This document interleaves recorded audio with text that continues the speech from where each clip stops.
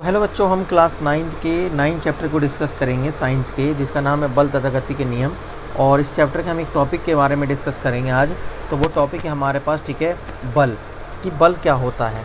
तो साइंस में बल को इस तरीके से डिफ़ाइन किया गया है कि किसी भी ऑब्जेक्ट को जब हम, किसी भी वस्तु को जब हम खींचते हैं या ढकेलते हैं तो उसी को हम क्या कहते हैं, बल कहते हैं। तो कहता है किसी वस्तु को ढकेलना या खींचना बल कहलाता है। तो ये है बल की परिभाषा कि किसी भी वस्तु को अगर हम खींचें या ढकेलें तो वो बल कहलाता है। और बल की जो एसआई मात्रक होती है वो न्यूटन होती है। क्या होती है बच्चों? न्यूटन। क्योंकि बल की जो खोज है वो न्यूटन सर ने करी थी, जिस कारण उनके नेम पे इसकी एसआई यूनिट रखी गई है, जिसका नाम है न्यूटन।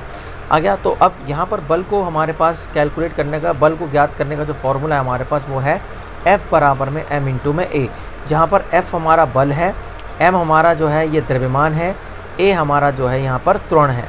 ठीक है। अब बात करते हैं बल के कितने प्रकार होते हैं। तो बल के बच्चों 2 प्रकार होते हैं। पहला होता है हमारे पास संतुलित बल, दूसरा होता है असंतुलित बल। संतुलित बल और असंतुलित बल में मोटे मोटे पहले अंतर जान लेते हैं, ठीक है, उदाहरण के साथ। तो यहाँ पर आप देख सकते हैं इस फिगर के अंदर 2 सिचुएशन है। पहली वाली में आप देख सकते हैं कि लेफ्ट हैंड साइड पे कुल बल जो है हमारा 300 न्यूटन लग रहा है, राइट हैंड साइड में भी 300 न्यूटन लग रहा है। तो 300 और 300 जो हमारा रिजल्टेड जो बल होगा, जो परिणामिक बल होगा, वो क्या हो जाएगा? 0, क्योंकि 300 न्यूटन इधर भी है और 300 न्यूटन इधर भी, तो 300 में 300 गया तो 0। तो यहाँ पर जो परिणामिक बल है वो क्या आया बच्चों? 0।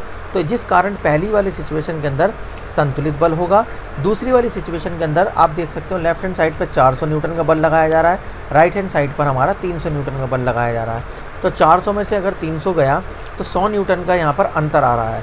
तो जिस कारण यहाँ पे परिणामिक बल जो है हमारा 0 नहीं है, जो कि हमारे पास 100 है। तो ये हमारा जो दूसरी वाली कंडीशन है, इसमें असंतुलित बल है। आ गया। और अब बात करते हैं यहाँ पर हम इसकी परिभाषा की। तो संतुलित बल का जो परिणामिक बल होता है वो 0 होता है। असंतुलित का परिणामिक बल याद रखना 0 नहीं होता है। ठीक है, जैसे कि मैंने आपको उदाहरण में समझाया। अब यहाँ पर बात करते हैं परिभाषा की। जब किसी वस्तु पर एक साथ कई बल कार्य कर रहे हो और उसका परिणामिक बल 0 हो, तो उस बलों को हम संतुलित बल कहते हैं या कहा जाता है। ठीक है। अब बात करते हैं हम यहाँ पर असंतुलित बल की। जब किसी वस्तु पर लगे अनेक बलों का परिणामिक बल 0 ना हो तो उन बलों को आ गया हम असंतुलित बल कहते हैं। अगर वीडियो अच्छी लगी तो वीडियो को लाइक करें, सब्सक्राइब करें एंड चैनल को सब्सक्राइब कर लें ऐसे ही मोर वीडियो के लिए।